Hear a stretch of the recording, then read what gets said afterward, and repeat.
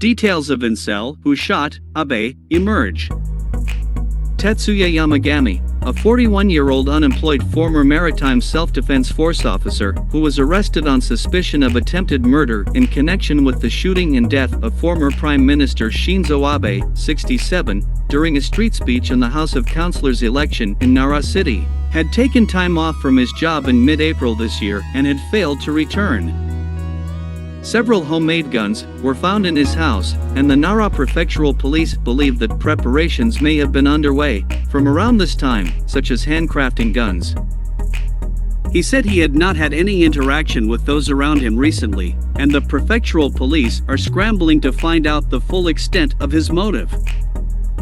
Yamagami graduated from a prefectural high school, one of the leading preparatory schools in Nara Prefecture.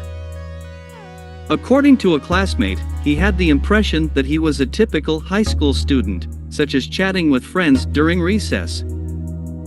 The graduation album contains a photo of a smiling face and shows his weight at birth, 3,210 grams. As for his future, he wrote, "I don't know."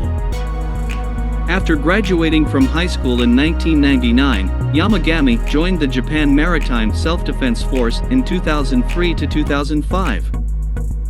It is believed that he gained knowledge about guns around this time. From October 2020 to May this year, he worked as a temporary employee at a factory in Kyoto Prefecture, carrying warehouse luggage with a forklift. According to factory officials, he was serious and had no trouble, but he spoke little and had little interaction with colleagues.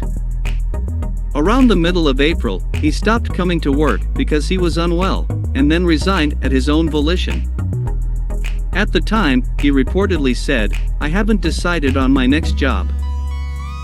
A former colleague of his, a man in his 50s, said, at lunchtime, while everyone else was going to the cafeteria, he was always eating alone in his car, and I was wondering if he was having a hard time building relationships. Yamagami's parents' home is in Nara City, where he lived with his mother, brother, and sister.